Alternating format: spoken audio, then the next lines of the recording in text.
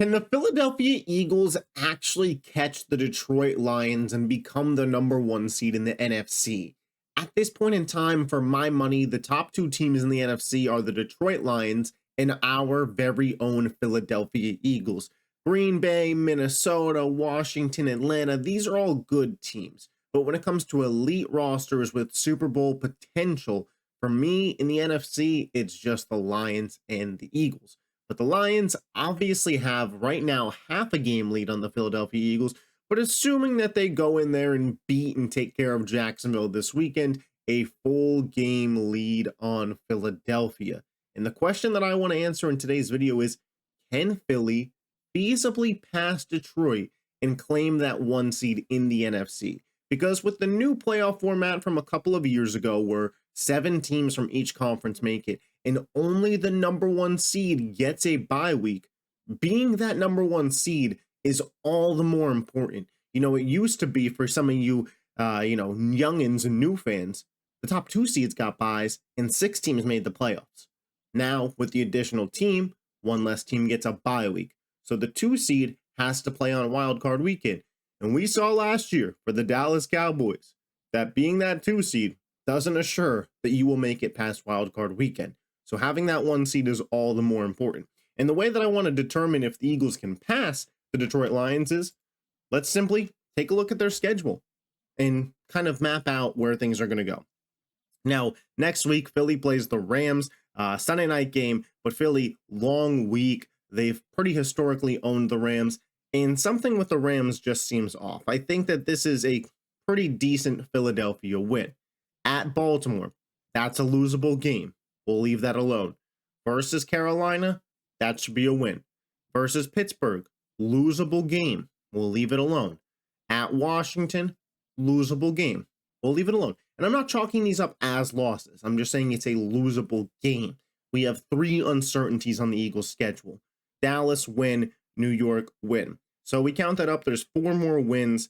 Philly should finish the year with 12 wins. 12 wins minimum. That's where I'm at right now. 3 up in the air games. The Detroit Lions, who have 8 wins currently. Jacksonville, win. At the Colts, win. Versus Chicago, win. Chicago's a mess right now. Versus Green Bay, losable game. Versus Buffalo, losable game. At Chicago, win. At San Francisco, losable game. Versus Minnesota, losable game. I mean, you can see right here. They beat Minnesota, yes, but it was very close. So the Lions have 4 losable games, per my estimation, meaning they should also reach 12 wins. And Philly has 3 losable games.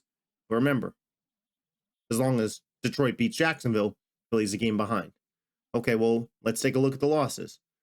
Tampa Bay is a loss there, so that's in the NFC. Philly, Tampa Bay, and Atlanta. NFC record the same.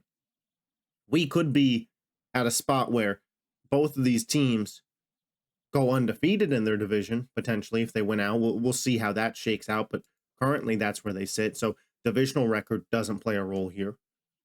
Could we come down to a points for potential? That's something that I'm just thinking of on the spot.